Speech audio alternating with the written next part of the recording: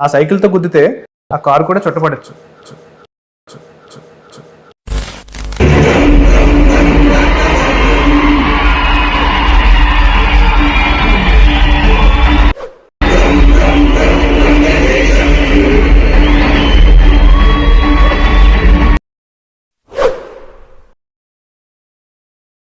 Micro డీటెయిల్స్లోకి వెళ్లే ముందు ప్రశాంత్ వర్మ గారు మూవీలో హనుమంతుల వారు వస్తున్నప్పుడు ఉండే సీక్వెన్స్ నుంచి ఒక బ్యూటిఫుల్ థాట్ని పర్మిషన్స్ లాగా డిలీట్ చేసేసారంట.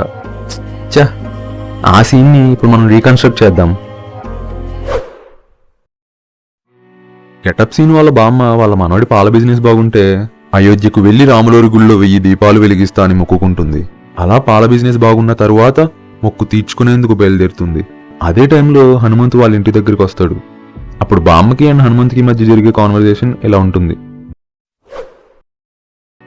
అరే, గుళ్ళో మొక్కు తీర్చుకోవడానికి 1000 దీపాలు వెలిగించాలి, కొంచెం తోడురండ్రా. రేయ్, వినిపిస్తుందా?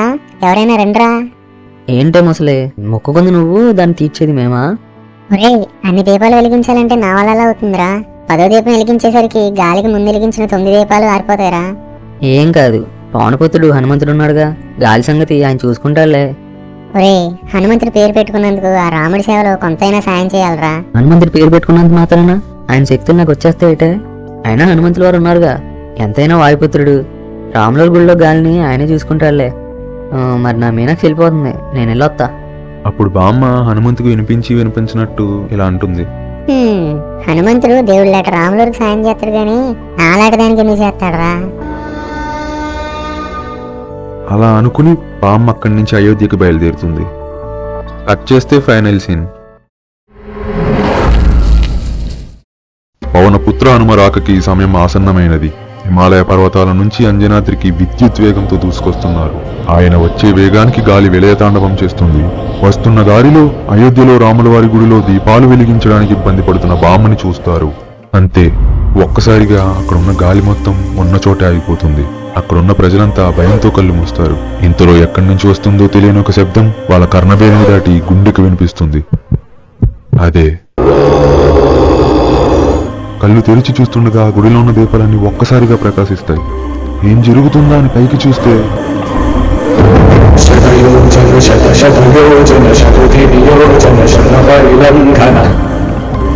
ఈ హనుమంతుడు శ్రీరామునికి నీడగానే కాదు, ఆయన భక్తులకు తోడుగా కూడా ఉంటాడు.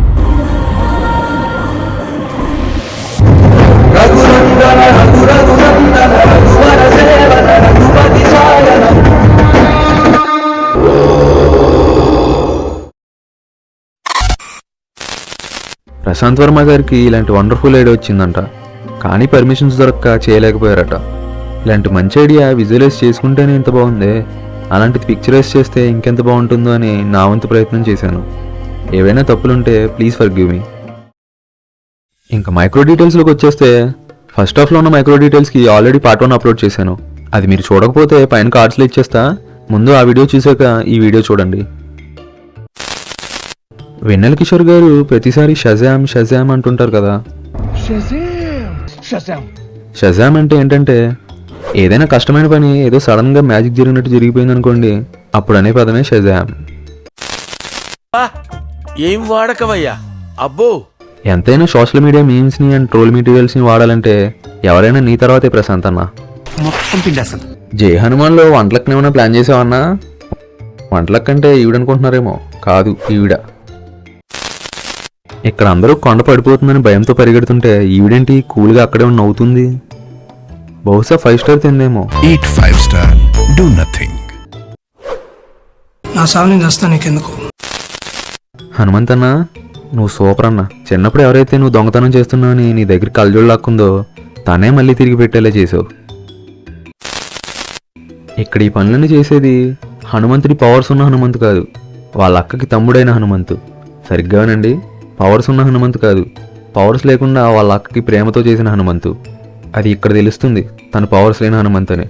ఆ టైంలో సూర్యుడు కూడా ఉన్నాడు. తన పవర్స్ యూస్ చేసుకునే ఛాన్స్ ఉంది, కానీ చేయలేదు. ఎందుకంటే వాళ్ళ అక్కకి తన కష్టంతో సాయం చేద్దామని అనుకున్నాడు. ఇక్కడ ఒక చిన్న ఫ్లా ఉంది. ఏంటంటే డబ్బా మూత తీయడానికే బలం లేని హనుమంతు ఈ పనులన్నీ ఎలా చేసేసాడు?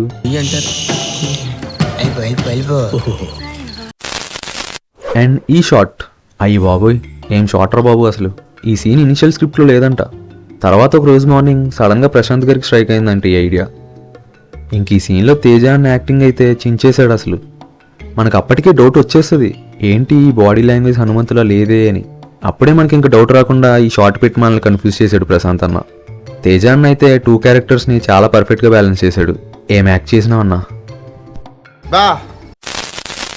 ఈ సీన్కి బాహుబలి మూవీని ఏమైనా ఇన్స్పిరేషన్ తీసుకున్నారంటారా?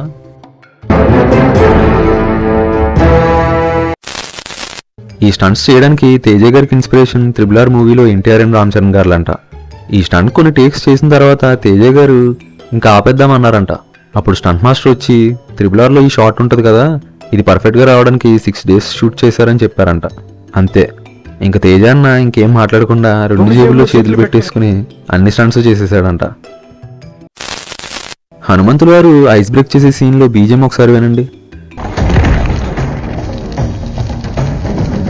ఇది RRR మూవీలో రామ్ చరణ్ అన్న నడిచొచ్చేటప్పుడు వచ్చే బీజంలా లేదు? ఏమో, మేబీ రామ్ చరణ్ గారు హనుమాన్ అని ఏమైనా హింట్ ఇవ్వడానికి అలా పెట్టారా అనుకున్నారు. అండ్ ఈ క్లాత్ ఎక్కడి నుంచి వచ్చిందని కొంతమంది ఇన్స్టాగ్రామ్ మిత్రులు అడిగారు. ఎక్కడి నుంచి వచ్చిందంటే మైకల్ హెలికాప్టర్ దగ్గరికి వెళ్ళేటప్పుడు తన సూట్ నుంచి ఈ క్లాత్ విడిపోద్ది. అలా విడిపోయింది హనుమంతు దగ్గరికి వస్తుంది. విభీషణుడు శివభక్తుడు కదా, ఆయన కూడా పీవీసీలో ముందు ముందు వచ్చే మూవీస్లో ఉంటారనుకుంటా. ఎలాగో పీవీసీలో శివుడి గురించి కూడా ఒక మూవీ ఉంటుందని ఆల్రెడీ ప్రశాంత్ వర్మ గారు చెప్పేశారు. ఆ మూవీలో ఈయన రోల్ గట్టిగానే ఉంటుందేమో. అందరూ మూవీలోని హనుమంతుల వారి విఎఫ్ఎక్స్ గురించే మాట్లాడుతున్నారు, కానీ మూవీలో ఇంకా చాలా విఎఫ్ఎక్స్ ఆబ్జెక్ట్స్ ఉన్నాయి. వాటి గురించి ఎవరు మాట్లాడట్లేదు. లైక్ టైగర్, చిరుత, మంకీ, ఎలుక, ఈగల్, కాకి, పిచ్చుక, నత్త అండ్ బటర్ఫ్లై. మూవీ టీం వీటిని కూడా చాలా రియలిస్టిక్గా చేశారు. We have to appreciate these things also. ఇప్పుడు అసలు మూవీలో పెద్ద పెద్ద మిస్టేక్స్ గురించి మాట్లాడుకుందాం. హనుమంతు మీనాక్షి తనకు పవర్స్ ఎక్కడి నుంచి వస్తున్నాయని చెప్పే సీన్లో వర్షం పడుతుంది. అంటే సూర్యుడు ఉన్నాడు కదా, అంటే హనుమంతుకి పవర్స్ పోవాలి. కానీ పవర్స్ ఇంకా ఉంటాయి. ఈ మ్యాటర్ మన నలుగురు మధ్యలోనే ఉండాలి. మరి వాడు అండ్ వాళ్ళ అక్కకి ఆ పవర్స్ వస్తే బతుకుతుందని ఆ మనని చూపిద్దాం అనుకుంటాడు. కానీ అప్పుడు సూర్యుడు ఉండడు. అంటే అప్పుడు హనుమంతుకి కూడా పవర్స్ ఉండకూడదుగా, కానీ పవర్స్ ఇంకా ఉంటాయి.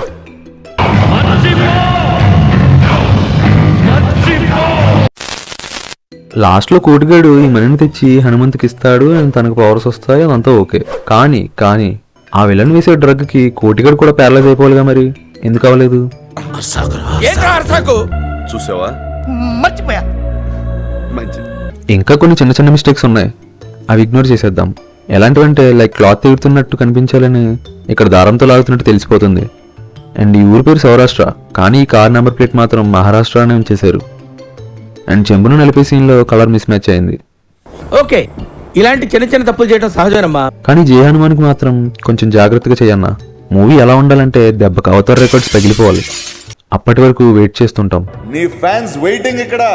మీరు మాత్రం వీడియో చూసేసి వెళ్ళిపోకుండా ఇంకా ఇలాంటి వీడియోస్ చేయాలి అని నన్ను కొంచెం ఎంకరేజ్ చేసేలా లైక్ అండ్ సబ్స్క్రైబ్ చేసేసుకోండి. ఉంటా ఇంకా. చూడు, ఒకవైపే చూడు, అది ఈ వీడియో వైపే. రెండో వైపు చూడాలనుకోకు. పర్లేదు చూడు దీని వైపు కూడా. జంబర్ కింద లాల డంబర్ దరే డారిరో డండే డరే డారల్లల్